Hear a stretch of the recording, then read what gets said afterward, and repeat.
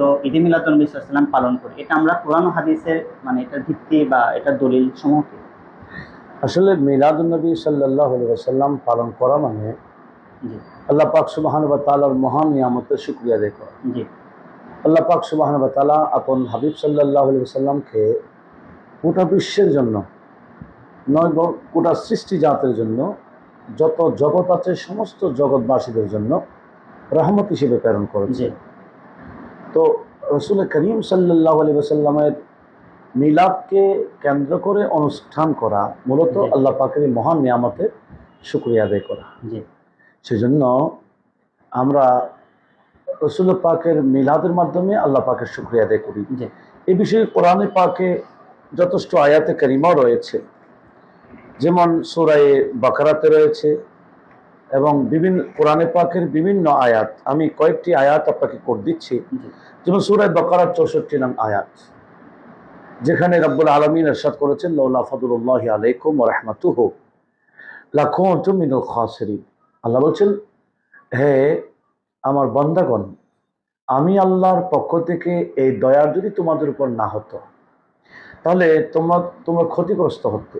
অর্থাৎ আমার বন্ধু নবীকে তোমাদের মাঝে না পাঠাইলে, আমার রহমতটা তোমাদের কাছে না পাঠাইলে তোমরা ক্ষতিগ্রস্ত হইতা। আবার সূরা নিসা 83 নং আয়াতে ইরশাদ হয়েছে, লাউলা ফাদলুল্লাহি আলাইকুম ওয়া রাহমাতুহু। আল্লাহ বলছেন, আমার ফজল, আমার রহমত যদি তোমাদের উপর না হতো। আমরা জানি আল্লাহর অনুগ্রহ, আল্লাহর রহমত রাহমাতুল লিল আলামিন। আমিন। আল্লাহর রহমতের মধ্যে সর্বশ্রেষ্ঠ রহমত হচ্ছেন রাহমাতুল লিল আলামিন নবী। তো রব্বুল আলামিন বলছেন, আমি যদি আমার এই রহমতকে তোমাদের মাঝে না পাঠাইতাম তাহলে লাত্তাবাতুমুশ শায়তান, তোমরা শয়তানের অনুসারী হয়ে যেত। জি আমার এই রাহমাতুল লিল আলামিনকে পাঠানোর মাধ্যমে তোমরা আমার বন্ধু নবীর শরীয়ত পেয়েছো, সুন্নাহ পেয়েছো, ওনার আদর্শ পেয়েছো, এগুলো আমি আল্লাহ তোমাদের উপর দয়া করেছি। জি তাহলে আমার বন্ধু নবীকে পাঠানো এটা আমার পক্ষ থেকে রহমত, এটা তোমাদের জন্য দয়া।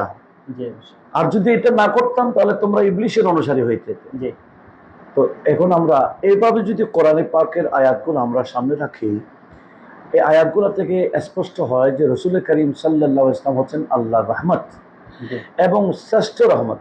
জি তো হুজুরের মিলাদের শুকরিয়া আদায় করা মূলত আল্লাহ পাকের মহান নিয়ামতের শুকরিয়া আদায় করা।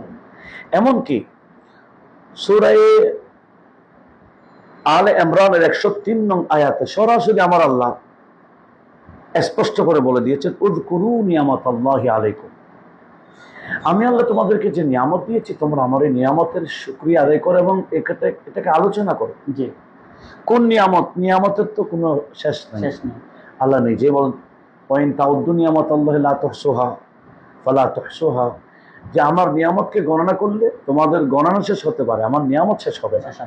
তো এখানেই আয়াতে সূরা আলে ইমরানের 103 নং আয়াতে আল্লাহ পাক স্পষ্ট করে দিয়েছেন, এখানে নিয়ামত বলতে আমার আল্লাহ বলেছেন, ইদ কুনতুম আদা, যে নিয়ামতটা পাঠাবার আগে তোমরা একে অপরের দুশমন ছিলে। জি তো আমি যখন নিয়ামতটা পাঠাইলাম, ফাসবাহতুম বিনিয়ামাতিহি ইখওয়ানা, এর আগে বলছেন ফাআল্লাফা বাইনা কুলুবিকুম, ওই নিয়ামত তোমাদের কলবের মধ্যে, তোমাদের কলবের মধ্যে ভ্রাতৃত্ব মহব্বত সৃষ্টি করেছে। ওই রাহমাতুল লিল আলামিন, ওই নিয়ামত ওজমা আমার এই বন্ধু নবীর মাধ্যমে ফাসবাহতুম বিনিয়ামাতিহি ইখওয়ানা, আমার এই বন্ধুকে পাঠাবার পরে তোমরা এক অপরের ভাই ভাই হয়ে গেছে, তোমাদের দুশমনি চলে গেছে, শত্রুতামি চলে গেছে। তাহলে এই আয়াতগুলো যখন আমরা সামনে রাখি, এই আয়াতগুলো দ্বারা আমরা বুঝতে পারি আল্লাহ হচ্ছেন, রাসূল পাক হচ্ছেন আল্লাহর নিয়ামত, রহমত, বরকত সবকিছু। জি তো এই নবীর আগমন উপলক্ষে অনুষ্ঠান করা মানে মিলাদের অনুষ্ঠান। জি তো এটা মূলত আসলে আল্লাহ পাকের শুকরিয়া আদায় করা। জি অবশ্যই। তো হুজুরে পাক সাল্লাল্লাহু আলাইহি ওয়াসাল্লাম নিজেও মিলাদের শুকরিয়া আদায় করেছেন, এই সাপ্তাহিক করেছেন, আমরা তো বাৎসরে করি, জি জি ঠিক না? জি হুজুর সোমবারে রোজা রাখার মাধ্যমে হুজুর আল্লাহ পাকের শুকরিয়া আদায় করেছেন, ওই মিলাদের স্মরণ করেছেন। তো আমরাও আল্লাহ পাকের এই হাবিবের মিলাদের মাধ্যমে আল্লাহর শুকরিয়া আদায় করি। এটা একটা বোঝার বিষয়, এখানে বাড়াবাড়ি করা মানে এত ঠিক না। এটা তো আল্লাহ এবং রসুলের বিপরীত হয়ে যাচ্ছে, কোরআন এবং সুন্নাহর বিরোধ হয়ে যাচ্ছে।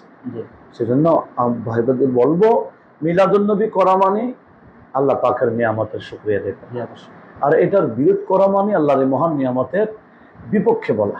জি আল্লাহ সবাইকে বোঝার তৌফিক দান করুন। জি, অসংখ্য